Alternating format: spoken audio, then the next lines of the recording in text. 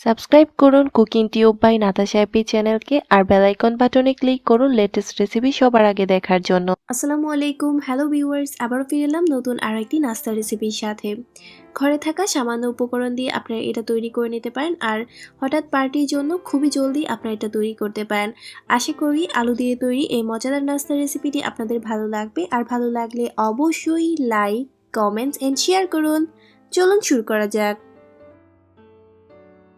এর জন্য এখানে আমি নিয়েছি 250 গ্রাম পরিমাণ সিদ্ধ করে নেওয়া আলুগুলোকে সিদ্ধ করে নেওয়ার পর আমি সাথে সাথে নর্মাল ফ্রিজে 30 মিনিটের জন্য রেখে দিয়েছিলাম। আলুগুলো খুবই ভালোভাবে সিদ্ধ হয়েছে আর এই 30 মিনিটে এগুলো ড্রাই হয়ে গেছে। এখন উপরের যে খোসাটা এগুলোকে আমি খুবই ভালো করে ছাড়িয়ে নিব। প্রতিটা আলুর খোসা আমি এইভাবে ছাড়িয়ে নিব।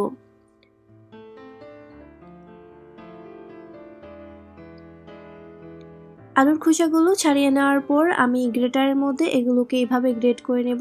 আর মনে রাখবেন অবশ্যই এগুলোকে এইভাবে গ্রেট করে নিতে হবে।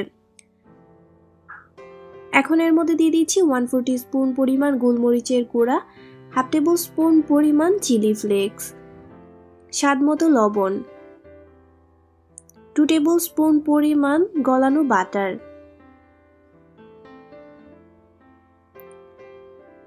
এখন এই সব কিছু আমি একটা স্প্যাচুলার সাহায্যে খুবই ভালো করে মিক্স করে নিব।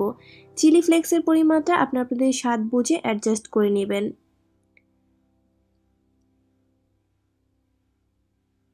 মিশানো হয়ে গেছে, দিয়ে দিচ্ছি 1 টেবিল স্পুন পরিমাণ কর্নফ্লাওয়ারটা এখানে বাইন্ডিংয়ের কাজ করবে। এখন আবারও ভালো করে মিশিয়ে নিব।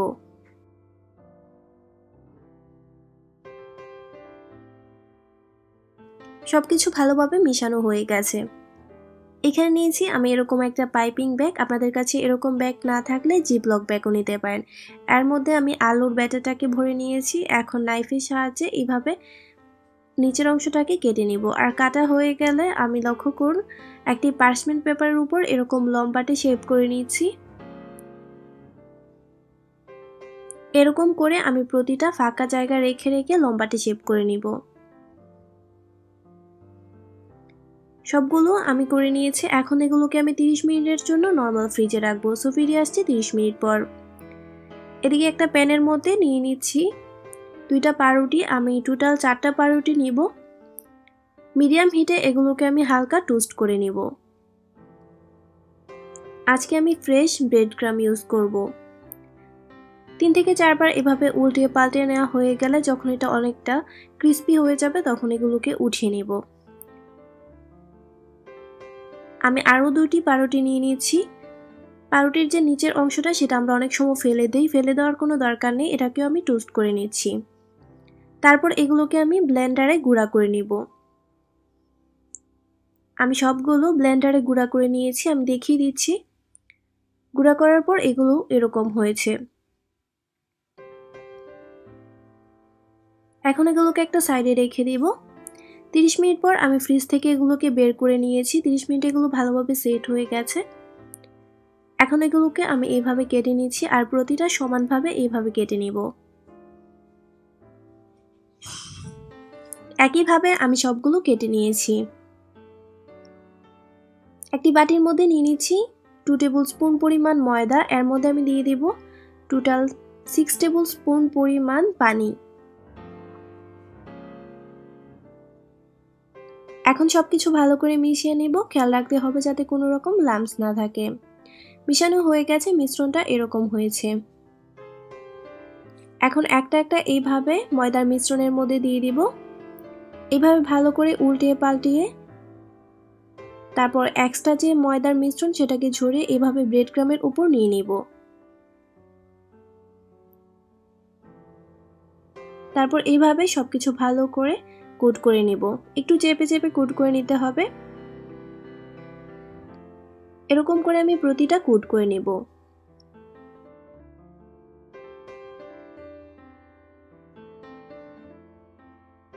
সবগুলো আমি ভালো করে কোট করে নিয়েছি। এখন এটাকে আমি 30 মিনিটের জন্য নর্মাল ফ্রিজে রাখবো।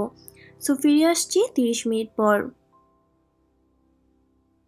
ফিরালাম 30 মিনিট পর। এখন এগুলোকে আমি ভেজে নিব। ভাজার জন্য নিয়েছি পর্যাপ্ত পরিমাণে সয়াবিন তেল। আমি মিডিয়াম হিটে তেলটাকে গরম করতে দিয়েছি। তেলটা গরম হয়েছে কিনা এর জন্য একটা কাঠি এভাবে মিডলে দেওয়ার পর যখন দেখবেন চারপাশে বাবলস দেখা যাচ্ছে তখনই বুঝতে হবে তেলটা ভালোভাবে গরম হয়ে গেছে। এখন একটা একটা এর মধ্যে আমি দিয়ে দিব। দেয়া হয়ে গেলে ওই স্টিকটার সাহায্যে এভাবে উল্টে পাল্টে দিব। 1 থেকে 1.5 মিনিট লাগবে এগুলো ভেজে নিতে। যখন এগুলোর কালার এরকম লালচে হয়ে যাবে তখন এগুলোকে আমি উঠিয়ে নিব। উঠিয়ে সরাসরি কিচেন টিস্যু পেপারের উপর রাখবো। একইভাবে আমি সবগুলো ভেজে নিব। একইভাবে আমি সবগুলো ভেজে নিয়েছি আর ভাজার পর এগুলোকে আমি টমেটো কেচাপের সাথে সার্ভ করেছি। আশা করি আমার আজকের এই নাস্তার রেসিপিটি আপনাদের ভালো লেগেছে। ভালো লাগলে অবশ্যই বাসায় ট্রাই করবেন। আর বাসায় তৈরি করার পর পিকগুলো চাইলে আমার সাথে শেয়ার করতে পারেন। আমি ফেসবুকের লিঙ্কটা ডেসক্রিপশন বক্সে দিয়ে দিব। আজকের মতো এখানেই বিদায় নিচ্ছি। ফিরে আসছি অন্য কোনো দিন নতুন ভিন্নধর্মী কোনো রেসিপির সাথে। এ পর্যন্ত আমার সাথেই থাকুন। ভিডিওটি দেখার জন্য সবাইকে জানাচ্ছি অসংখ্য ধন্যবাদ। আল্লাহ হাফেজ।